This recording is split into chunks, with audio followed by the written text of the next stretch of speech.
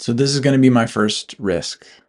And I'm kind of calling it that because if I'm going to ask any person to come into the counseling room and do the same, I feel like it only makes sense for me to take that first step. So it's going to be uncomfortable, and I'm going to be um, probably visibly uncomfortable at times, but it's something I feel like is worth it because one of the things that I feel like I ask clients to do is to be vulnerable, right? Is to deal with this thing on the inside that's kind of unsure of how it's going to be responded to.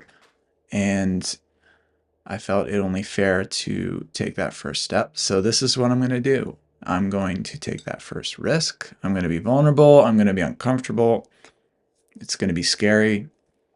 But I think it's worth it because one of the things that I feel like I've recently come to know to be true is when we as human beings are confronted with an opportunity to be vulnerable, um, we either risk and step in and lean into that vulnerability, or we protect.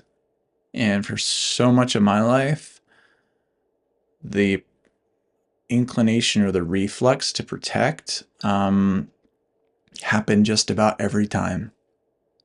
And the conclusion to that was that I was not very vulnerable um, for most of the time. Um, my story starts as the sort of the middle kid in a huge family. And when I say huge, I don't mean like there were 4 or 5 of us. I mean, there was 9 kids in this family. And to this day, I put my parents on this pedestal, this pantheon of of heroes because I don't know how they did it. Honestly, I don't know how my dad faithfully worked and provided and made sure we had no physical needs lacking, or that my mom was able to homeschool all of us and keep everyone reasonably healthy most of the time. Um, and actually, to the point where most of us, if not all of us, still like each other. And we spend time together and we hang out. And that story could not be true for a lot of families. So I consider myself blessed by my parents. And I know that they know that I feel that way about them because it's just amazing what they were able to do. So, but being in such a large family and being in the middle, I feel like I had a disposition that said, I've got to make a decision to protect pretty early on. Um, and I feel like I kind of had was at a disadvantage because I felt like my limbic system in my brain, my amygdala, my fear centers, that stuff was more far along than the other aspects of my brain, like making sense of things, right? Those cortical regions, to just nerd out for a little bit, because those things aren't developed until much later. So, one of the things that I had to do was grapple with, okay, when I'm in situations, when I'm feeling unsure of myself, unsure of the world, unsure of other people, um, how do I deal with that space? How do I deal with those moments? Um, because that sort of, says a lot about how I dealt with things. And so I was pretty early on finding my role, finding my niche in the family. If you've ever seen Cheaper by the Dozen, the kid in there with the glasses, a little nerdy, a little odd, they call him FedEx in the movie. And I never felt like that was how I was looked at or viewed because that's pretty terrible. But I felt like that was sort of my space, right? I was the happy-go-lucky, kind of nerdy, family comic kind of kid, and I tried to bring that into the family in whatever way I could. Um, and so that looked like being loud a lot, um, making jokes, being sort of self-effacing before I knew what self-effacing was. And that's kind of where I lived for a long time. Um, and it was great. There was, how many of us? Gosh, I lose track. I shouldn't at this point. There were 7 boys, 2 girls. So it was chaos. Um, There was very rarely moments where I felt bored. But with that, there was kind of very little privacy. So it was kind of the Wild West. But I remembered just kind of feeling like I didn't really know where else my place was. And as I grew up, and as moments happened where I had to deal with sort of a shallow sense of self,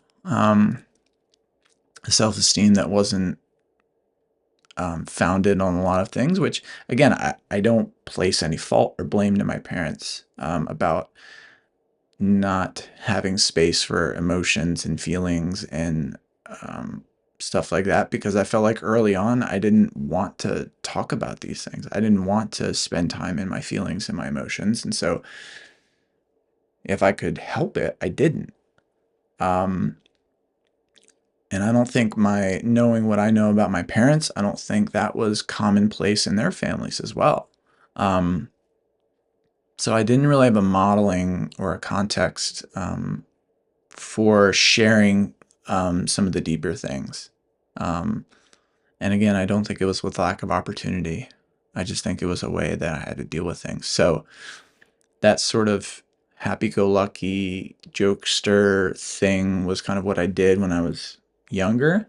And then as I got older and, you know, I found more ways to protect, right? If I found myself in a vulnerable place, I had to sort of refine how I dealt with that vulnerable place. So it's kind of in my early teens, maybe even late adolescence, I leaned into food as a way to regulate my emotions. And that's really what a lot of these strategies behaviorally look like. They're a way to just regulate emotions that aren't comfortable and that we don't really know what to do with.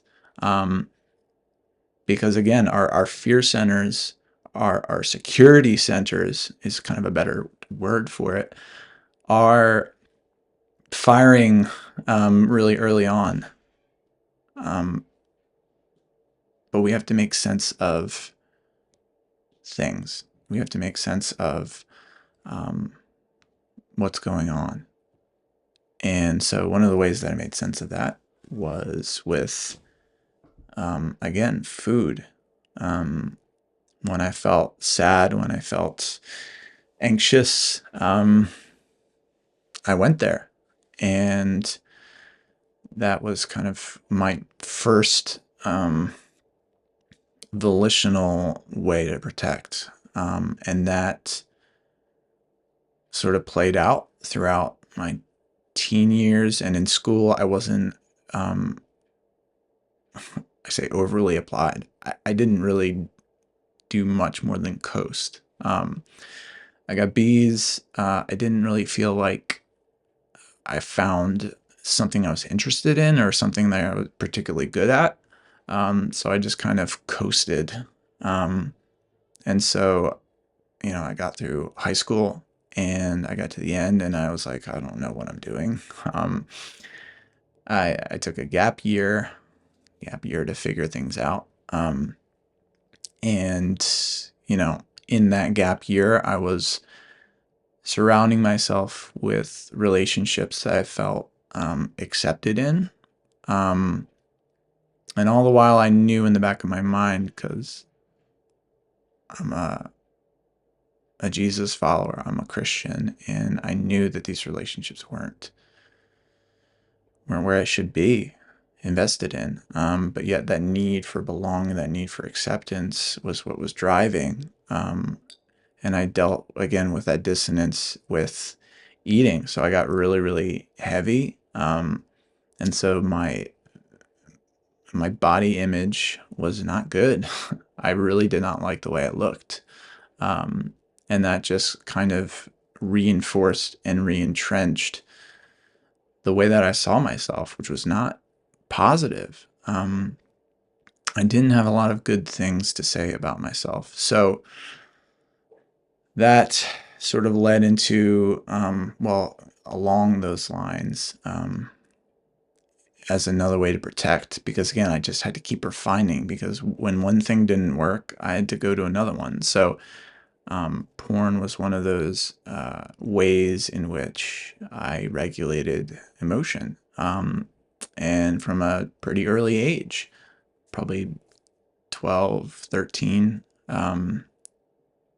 And so that was what I did. When food didn't seem to work, that would come into play. And that was how I dealt with vulnerability. So that, again, changed and morphed into going the other end of the pendulum, or spectrum of, food being a way to regulate. I lost a little bit of weight in college, and I liked that. So I leaned into exercise, and I leaned into withholding.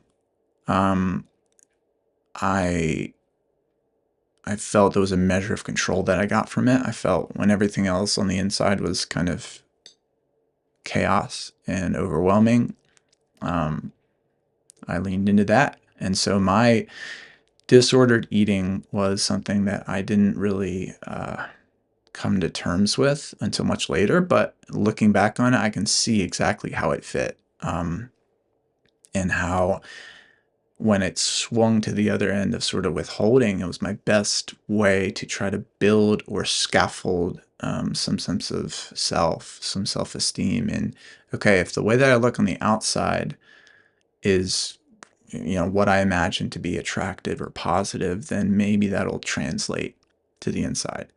Um, Shocker, it didn't. It actually made me so much more anxious, which is where I feel like, again, in the pendulum of my mental health, I feel like depression was kind of where I lived growing up. And then in those late teen years, early 20s was when that anxiety really just kicked in. Um, and that anxiety was where's my place? Where am I going? And what does life look like? So I was very preoccupied with my body image, my fitness, and then in undergrad, it was grades. It was my academic proficiency, which up until that point, I really hadn't exercised that muscle, because again, in high school, I didn't care. But I got to college, and again, as a way to sort of grab or just bump the mic, a way to grab or reach for some kind of self-esteem, I set this bar for myself, and it was a 4.0 GPA. And if I wasn't going to hit it, I was a mess. And that kind of culminated to my rock bottom. I was so depressed, so anxious, that there were nights where I would just cry myself to sleep. And until I got to sleep, I would wonder and sometimes wish that I wouldn't wake up, right? That it would be over, because I didn't have anything to look forward to. I didn't have anything to say, this is what's going to get me through the day. And so it was rough. It was the lowest point in my life. And in that moment, in that lowest time, walks in this incredible, beautiful, compassionate, understanding person who, for the first time, I was presented with this vulnerability in relationships that was completely overwhelming to me. Growing up, I grew up in the church, and I didn't really have legitimate relationships. I mean, when I started finding girls attractive, we would have these little like church crushes. And those of you who grew up in that space kind of know what I'm talking about, where, again, there was nothing there. It wasn't substantial. But this was a moment, and I was probably 22, 23, where this person who I'm absolutely attracted to is also just as beautiful on the inside and is someone that I felt like I could see a legitimate relationship forming with. So, but again, how do I approach a vulnerable opportunity? I protect. And I did it so well that I broke her heart.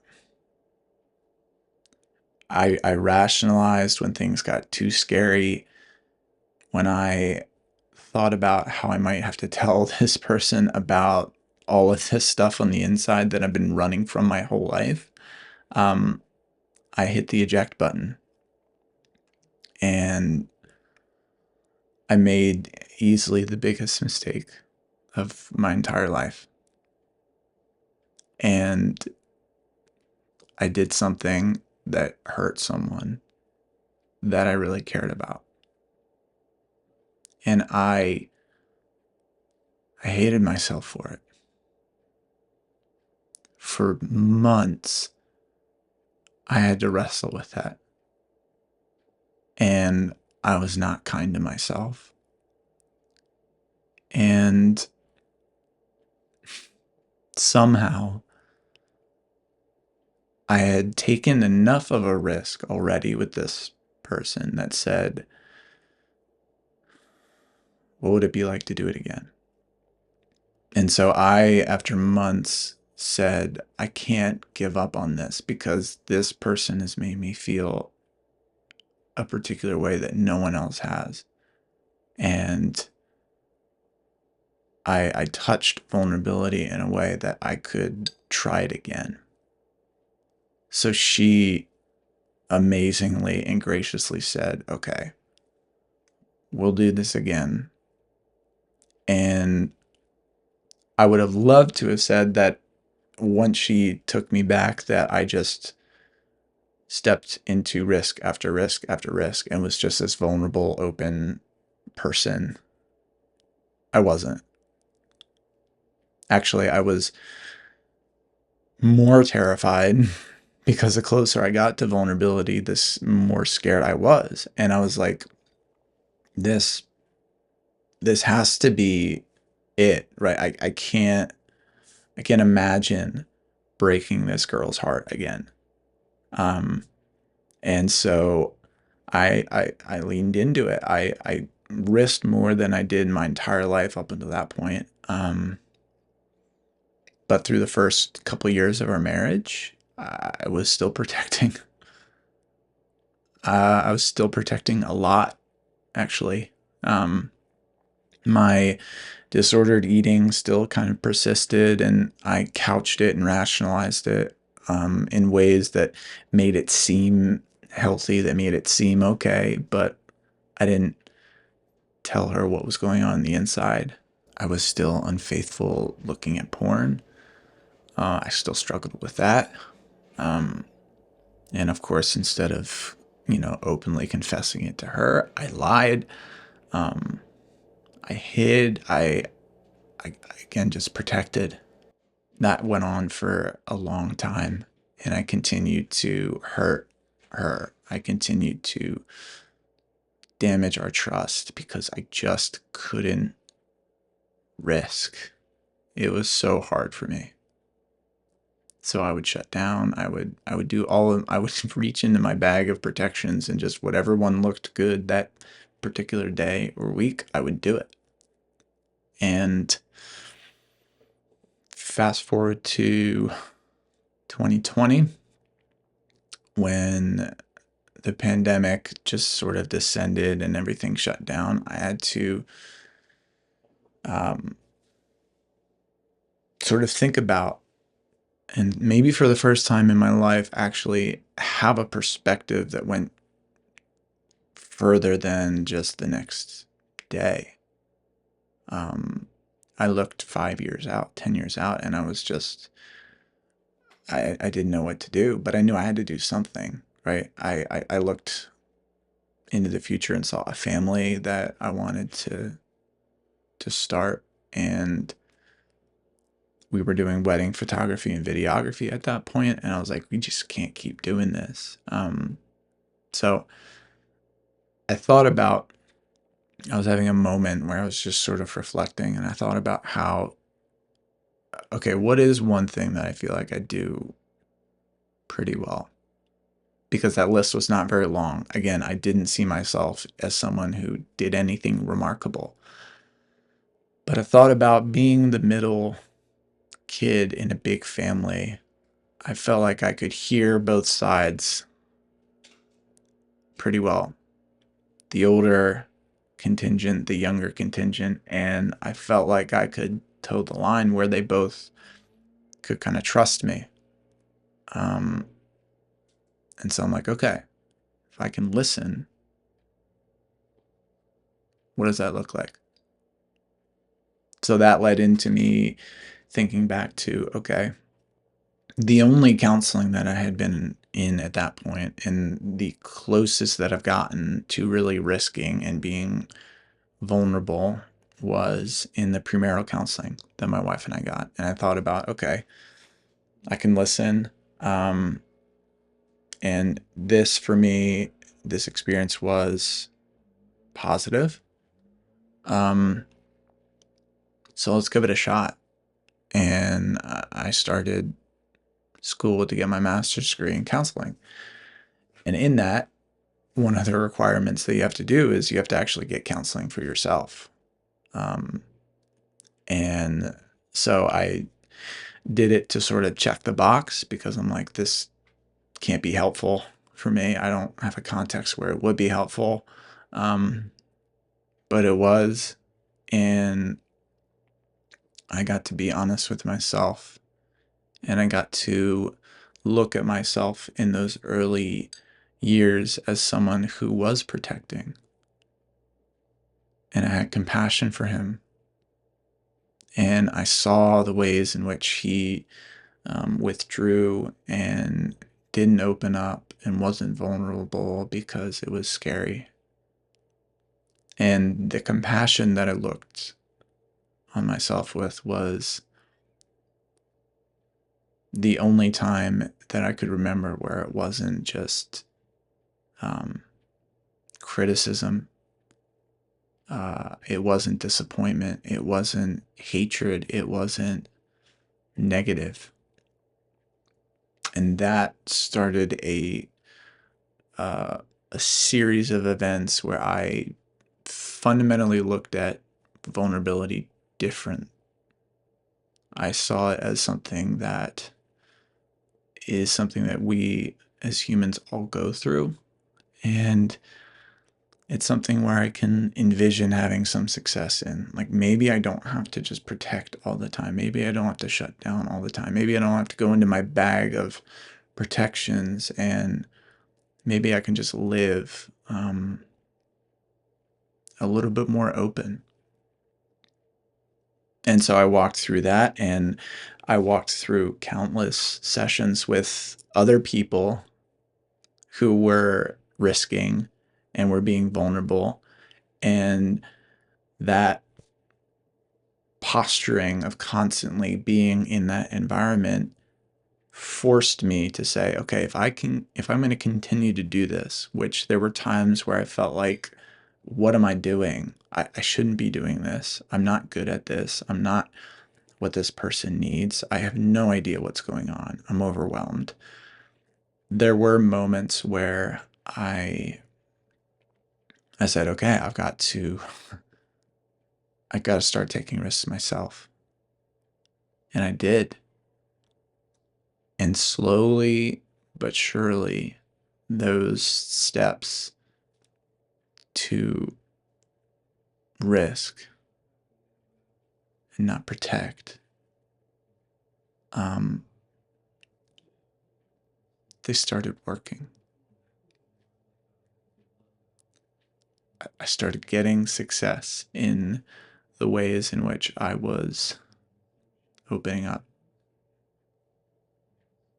When I was being honest with my wife about, what was going on for me, what happened in a day, or what happens when I'm just kind of looking aloof. I started taking risks in other relationships, and I got to find that this risk taking thing, this vulnerability thing, is, yes, still scary, um, but it's a human experience. And being a person of faith, it's a place where I feel like, you know, God calls us to deal with our vulnerability by looking to Him. And I hadn't done that. And even if you're not a person of faith, right, the ways in which we deal and approach vulnerability either allow us to grow or they keep us stuck. And for me, I was stuck in so many ways. And it's amazing that once I started to embrace the vulnerable moments in my life just a little bit more, I didn't walk through all of them and say, hey, this risk, that's terrifying, let me just take it and throw caution in the wind. I didn't do that. But the more I took, the more I found myself growing. I found myself having moments where I'm like, "Oh, this is what it feels like to not just be anxious or depressed or vacillate between the two of them, but to actually feel secure, safe, balanced." And recently, it's just been this. Again, I still have my moments, and that's the thing. You have these ways to protect, and you don't just get rid of them. You don't just say, I'm done with those things, because they kept me going in so many ways. But I look at a moment of vulnerability now, and I bring something to that moment that I hadn't for so much of my life, which is I have a choice. I can deal with this in more than one way now. And that to me was one of the most transformative things that I had ever experienced. And that's one of the things that I hope you can embrace and come to at some point. Because there's nothing more empowering than feeling like you have a choice, feeling like you have balance, and you're not just knocked over and knocked down when life inevitably, because it will, it's inevitable, it's a human experience. When it puts you in a vulnerable place, having a choice there makes all the difference. And that's my story of protection. And that's also my story of stepping into risk and seeing vulnerability as not something that I have to run from every chance I get. But it's a place where when I step into it, I have other people with me. And if I come out on the other side of that vulnerable moment and I fail, I can come back to loving and supporting others. And that is, to me, been the biggest factor in me growing and not staying stuck.